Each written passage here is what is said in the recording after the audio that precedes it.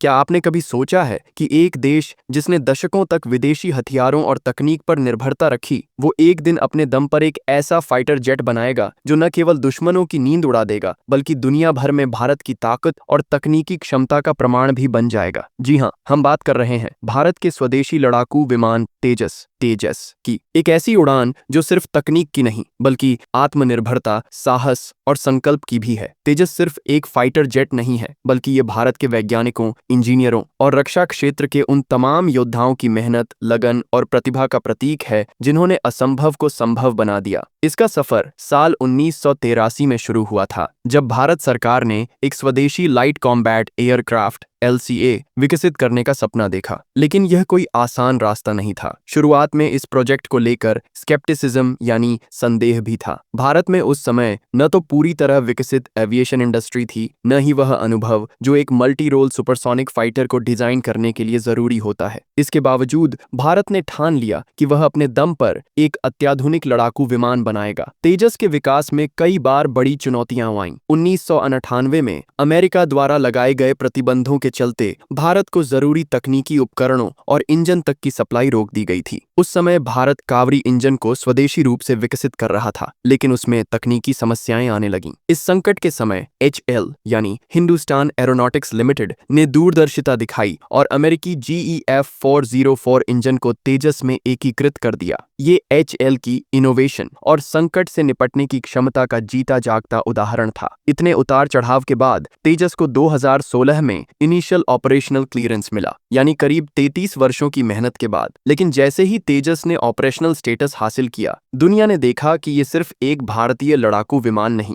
बल्कि एक 4.5 generation multi role supersonic fighter jet है जो दुनिया के किसी भी आधुनिक फाइटर के बराबर खड़ा हो सकता है। तेजस को दुनिया का सबसे छोटा और सबसे हल्का सुपरसोनिक लड़ाकू विमान कहा जाता है। इसका टेललेस डेल्टा विंग डिजाइन इसे गजब की मैन्यूवरेबिलिटी और एजिलिटी देता है। इसकी डिजाइन में स्टैटिक इंस्टेबिलिटी को digital fly by wire flight control system से नियंत्रित किया जाता है, एक ऐसा सिस्टम जो केवल गिनी चुनी एयरफोर्स के पास ही होता है। इसका ग्लास कॉकपिट और HOTAS यानी hands on throttle and stick नियंत्रण सिस्टम इसे इतना सहज बनाते हैं कि पायलट बिना ज्यादा फिजिकल मूवमेंट के ही सारे जरूरी कंट्रोल्स का उपयोग कर सकता है। इसमें लगा full authority digital engine control engine को ऑटोमेटिक तरीके से ऑप्टिमाइज करता है, जिससे प्रदर्शन और ईंधन की खपत दोनों में संतुलन बना रहता है। अब बात करते हैं इसके हथियारों की। तेजस को बियॉन्ड विजुअल रेंज यानी BVR मिसाइलें, laser guided bomb, air to air और एयर टू सरफेस मिसाइलों से लैस किया गया है। यह न केवल दुश्मन को दूर से ही खत्म करने की क्षमता रखता है, बल्कि नजदीकी डॉगफाइट में भी इसे पीछे छोड़ पाना नामुमकिन है। इसकी स्टेल्थ क्षमताएं इसे रडार से बचने में मदद करती हैं, और इसके लिए किसी अजीबोगरीब डिजाइन की भी जरूरत नहीं पड़ी, जैसा कि अमेरिका के F-117 नाइट हॉक में देखा गया। तेजस की कॉम्बैट रेंज लगभग 500 किलोमीटर है और यह 1.8 मैक की स्पीड तक पहुंच सकता है।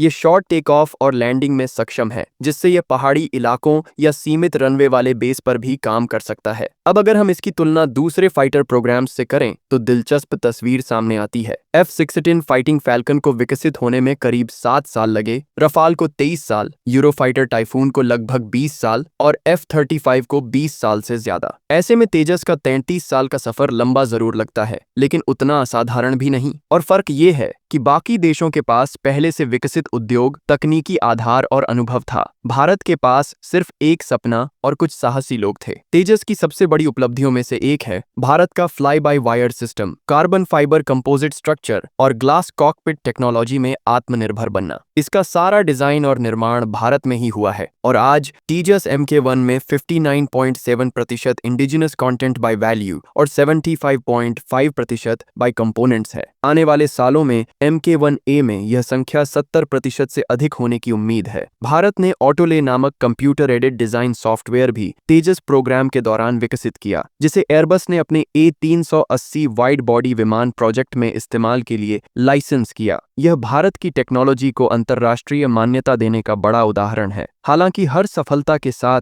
चुनौतियां भी आईं। शुरू में भारत तेजस के लिए मल्टी मोड रडार विकसित नहीं कर सका, इसलिए MK1 और MK1A में इजराइल से इंपोर्टेड रडार लगे। लेकिन DRDO ने हार नहीं मानी और UTM ईसा रडार को 2012 से विकसित करना शुरू किया। 2025 तक यह फाइनल ट्रायल्स में है और जल्द ही पूरी तरह से स्वदेशी रडार तेजस में लगाया जाएगा। आज HAL हर साल 28 तेजस जेट्स की डिलीवरी क्षमता बढ़ाने में लगा है। भारत सरकार की ओर से 2.5 लाख करोड़ रुपए के ऑर्डर बुक की पुष्टि हुई है। तेजस MK1A में AESA radar, air to air refuelling, उन्नत इलेक्ट्रॉनिक वॉरफेयर सिस्टम जैसी खूबियां शामिल होंगी। HAL ने निजी कंपनियों के साथ साझेदारी की है, जिससे इंडिजिनस एक्चुएटर्स, सेंसर्स और रेडार सिस्टम विकसित किए जा सकें। तेजस सिर्फ भारत की वायुसेना के लिए नहीं, बल्कि दुनिया भर के देशों के लिए भी एक आकर्षक विकल्प बन चुका है। गयाना, फिलीपींस, अर्जेंटीना और मलेशिया जैसे देशों के साथ बातचीत चल रही है। कम कीमत, उच्च प्रदर्शन और भरोसेमंद सपोर्ट के चलते तेजस एक पोटेंशियल एक्सपोर्ट प्रोडक्ट बनता जा रहा है। तेजस की कहानी सिर्फ तकनीक की नहीं, बल्कि राष्ट्र निर्माण, आत्मविश्वास और नए भारत की है। यह एक ऐसा प्रतीक है जो बताता है कि भारत अब सिर्फ उपभोक्ता नहीं, बल्कि निर्माता भी बन चुका है। और यह सिर्फ शुरुआत है। आने वाले वर्षों में हम तेजस, MK2, T-8BF और AMCA जैसे और भी शक्तिशाली स्वदेशी विमान आसमान में उड़ते देखेंगे। इस यात्रा में कई बार सवाल उठे, आलोचना हुई, संसाधनों की कमी पड़ी, लेकिन भारत रुका नहीं। तेजस एक लेगेसी है, हमारे वैज्ञानिकों के पसीने, हमारे पायलटों के हौसले और हमारी सरकार की दूरदृष्टि की। यह केवल एक विमान नहीं, बल्कि नई पीढ़ी के भारत की पहचान है। कहानी अभी खत्म नहीं हुई, अभी तो उड़ान बाकी है। अगर आप भारत के तेजस और भविष्य के फाइटर जेट्स जैसे AMCA, advanced medium combat aircraft, DRDO के रेडर सिस्टम्स या TADBF twin engine deck based fighter की डिटेल जानकारी चाहते हैं, तो बताइए, हम इन सभी को विस्तार से एक्सप्लोर कर सकते हैं।